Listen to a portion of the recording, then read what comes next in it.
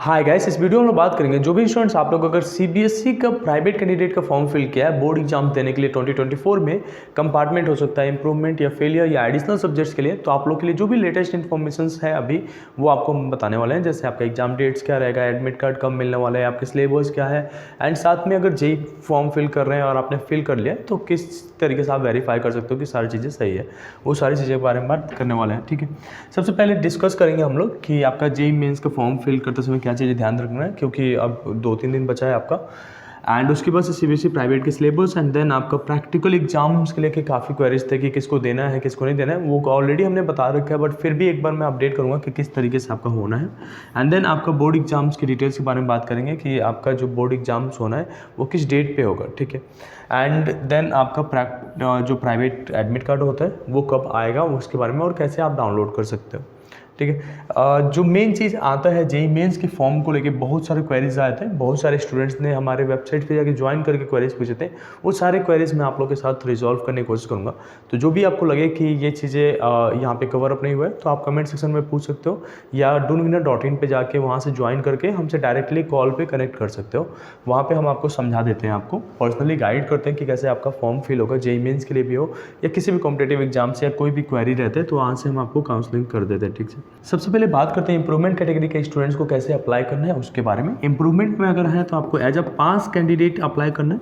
ठीक है, तो पास्ट के तरीके अप्लाई करेंगे, और इंप्रूवमेंट मतलब किसी भी सब्जेक्ट का, एक सब्जेक्ट का दे रहे हैं, सारे सब्जेक्ट का दे रहे हैं, तो आपको एज अ पास अप्लाई करना है। आप हो सकता है कि 2023 में पहली बार बोर्ड एग्जाम दिए होंगे एंड उसके बाद से 2024 में आप जो है इंप्रूवमेंट दे रहे हैं, तो आपको जो भी डाटा देना है 2023 के हिसाब से देना है और इसी के स्कूल का डिटेल्स भी देना है। ठीक है, बाकी अगर स्टूडेंट्स आप अगर फेलियर में हैं या कंपार्टमेंट में, कंपार्टमेंट का मतलब ये कि आपके रिजल्ट पे कंपार्टमेंट लिख के आया था, मतलब अगर आपके पास 6 सब्जेक्ट है और एक में आपका कंपार्टमेंट था तो आप इंप्रूवमेंट में अप्लाई किए होंगे, तो उस केस में आपको 2023 और पास्ट के तरीके अप्लाई करना पड़ेगा। बट अगर आपका कंपार्टमेंट है, प्रॉपर कंपार्टमेंट, मतलब 5 सब्जेक्ट है, एक में फेल है या आपका फेलियर में एसेंशियल रिपीट आ गया था, इस केस में अगर आप जेई का फॉर्म अप्लाई कर रहे हैं तो आपको एज अ अपीयरिंग अप्लाई करना पड़ता है। ठीक है, इस चीज़ का ध्यान दीजिएगा, ये चीज़ें मिस्टेक ना हो। अपीयरिंग अप्लाई करेंगे और स्कूल के डिटेल्स में ज़्यादा क्वेरीज रहते हैं कि हम लोग जो स्कूल के इन्फॉर्मेशन लिखना है उसमें क्या दें, तो वो कोई बेसिक सा इन्फॉर्मेशन रहता है कि कहाँ से ज़्यादातर सिलेक्शंस होते हैं, किस स्कूल से, तो वहाँ पे आप अपने प्रीवियस स्कूल जहाँ से आपने रेगुलर किया था उसका डिटेल्स दे सकते हो, क्लास 12th का जो भी आपका रिकॉर्ड था। ठीक है, उस बेसिस पे आपका हो जाएगा। आप चाहें तो सीबीएसई प्राइवेट और रीजनल ऑफिस का भी एड्रेस दे सकते हैं, वो भी काम करता है। तो पिछली बार रीजनल ऑफिस के भी बच्चे एड्रेस दिए थे और कुछ पार्सली कुछ बच्चों ने जो है अपने प्रीवियस स्कूल का डिटेल्स दिया था, किसी का भी फॉर्म रिजेक्ट नहीं होता एंड सभी का सही से चला था। ठीक है, तो आप अपीयरिंग डालना है एंड जो बच्चे पास हो गए हैं उनको पास डालना है।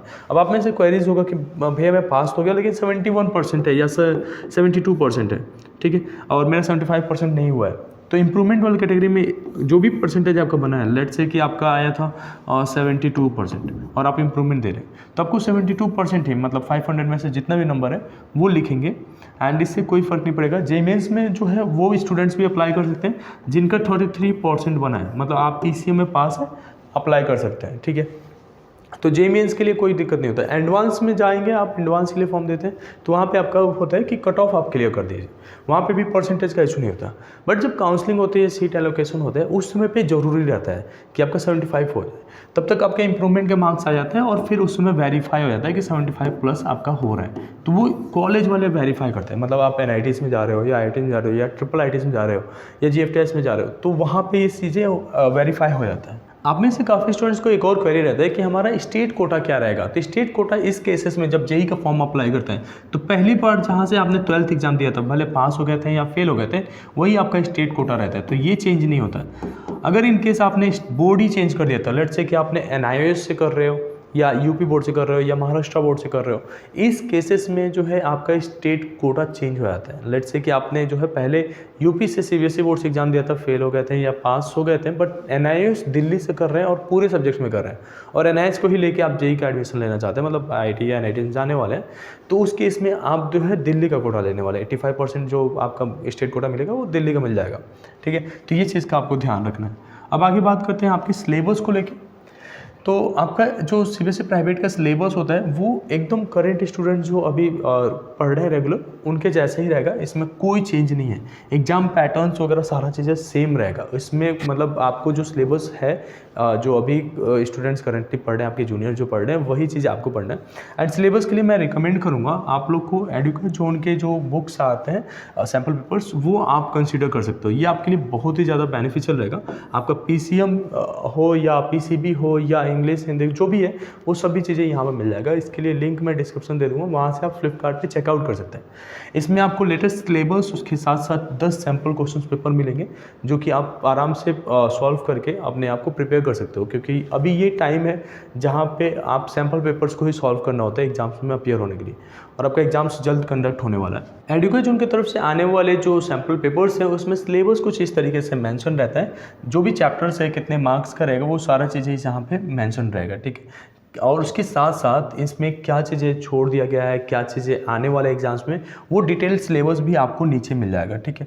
अब ये चीज़ें तो हमारे यहाँ पे हो गया। इसमें जो अगर मैं आगे बात करूँ, बायोलॉजी हो या कोई भी सब्जेक्ट्स हो, तो आप देखोगे तो हमारे पास हर एक चीज़ें होगा। जैसे अभी जो सैम्पल पेपर्स रिलीज़ किया गया उनके सॉल्यूशंस के साथ, उसके बाद से मार्किंग स्कीम, सारा चीज़ें इसमें बताया गया है। तो आप एक बार चेकआउट कीजिए, यहाँ से बहुत ही बेहतर रिजल्ट्स आ सकते हैं आपके, और ये आपको कंसीडर करना चाहिए। CBSE प्राइवेट के प्रैक्टिकल एग्जाम्स को लेकर काफ़ी क्वेरीज रहते हैं कि भैया मेरा प्रैक्टिकल एग्जाम्स होगा क्या। तो अगर आप इंप्रूवमेंट दे रहे हैं तो इंप्रूवमेंट में कोई प्रैक्टिकल एग्जाम नहीं होता है, as it is carry forward हो जाता है। अगर आप एसेंशियल रिपीट दे रहे हैं और लास्ट ईयर का है तो भी आपको प्रैक्टिकल एग्जाम्स देने की जरूरत नहीं है, वो as it is carry forward होता है।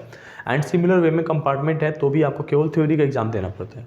बट यहाँ पे एक कैच है कि जो स्टूडेंट्स 2022 के हैं, मतलब 2022 में पहली बार बोर्ड एग्जाम दिए थे या उससे पहले दिए थे, इनके लिए लास्ट ईयर CBSE ने पेपर करा लिया था, मतलब प्रैक्टिकल एग्जाम्स भी कराया था। और प्रैक्टिकल एग्जाम्स होता है आपके एग्जाम्स के तुरंत बाद, मतलब जिस दिन थ्योरी एग्जाम है उसके बाद से आपको एग्जाम डेट मिल जाएगा। प्रैक्टिकल के लिए एक्सटर्नल्स आते हैं, प्रैक्टिकल होते हैं, उसमें आपको फाइल बना के ले जानी पड़ती है। तो अगर ऐसा कुछ इस बार का नोटिफिकेशन आएगा तो हम आपको लोगों को फाइल प्रोवाइड कर देंगे, वो फाइल आप बनाओगे और लेके जाओगे। बट जो भी स्टूडेंट 2023 में पहली बार बोर्ड एग्जाम दिए थे, आपको परेशान होने की बात नहीं है, बस आप अपना अच्छा से प्रिपरेशन करते रहो। बोर्ड एग्जाम्स के डेट्स के बारे में बात करें तो आप लोग का 15 फरवरी से बोर्ड का पेपर स्टार्ट हो जाएगा एंड अप्रोक्सीमेटली ये अप्रैल में 3 तारीख तक जा रहा है, ठीक है। तो 15 फैब से स्टार्ट हो जा रहा है। अभी डेट शीट फाइनल नहीं हुआ है, तो डेट शीट जैसे आएगा आपको यहाँ पे मिल जाएगा। तो अगर आप पहली बार चैनल पे हैं तो सब्सक्राइब जरूर कर लीजिए, बहुत ही वैल्यूएबल रहेगा। अगर एडमिट कार्ड के बारे में बात करें तो CBSE प्राइवेट का जो एडमिट कार्ड होता है वो ऑनलाइन रिलीज हो जाता है। तो ऑनलाइन आपको डाउनलोड करना पड़ता है, उसका प्रिंट आउट लेना पड़ता है, वही आप एग्जाम सेंटर पर लेके जाते हो। एग्जाम सेंटर पर आप सेंटर सुपरिटेंडेंट का साइन भी उस पर कराना पड़ता है, या आप अपने प्रीवियस स्कूल के प्रिंसिपल से भी करा सकते हो। तो दोनों जगह वैल्यू मतलब सेम रहता है, आप कहीं से भी करा सकते हो। तो एडमिट कार्ड जो आप लोग का मिलेगा वो फर्स्ट वीक ऑफ फरवरी में आ जाएगा, ठीक है। तो यही हमेशा से रहता है, पिछली बार भी ऐसे ही रहा था। तो फर्स्ट वीक ऑफ फैब में आपको मिल जाएगा ये आपका एडमिट कार्ड, एंड आपको डाउनलोड करना है एंड ले आके आप एग्जाम सेंटर पे आप एग्ज़ाम दे सकते हैं। इनकेस अगर आपके जो एप्लीकेशन फॉर्म इस बार दिया था CBSE प्राइवेट का, उसमें कुछ गड़बड़ हुआ है तो भी आपको परेशान होने की जरूरत नहीं है, ये कंफर्म है आप लोग के एडमिट कार्ड आएंगे। एंड अगर कुछ रहता है तो आप रीजनल ऑफिस से सही भी करा सकते हो। तो अभी के लिए आपको बिल्कुल परेशान नहीं होना है, बस अपना थ्योरी एग्जाम्स के लिए फोकस करके पढ़ाई कीजिए। किसी भी तरीके का और भी आपको इन्फॉर्मेशन चाहिए तो आप कमेंट सेक्शन में पूछ सकते हो। बाकी हम लोग हैं ही आपको सपोर्ट करने के लिए। होपिंग डेट आपको ये वीडियो पसंद आया होगा। Thank you so much.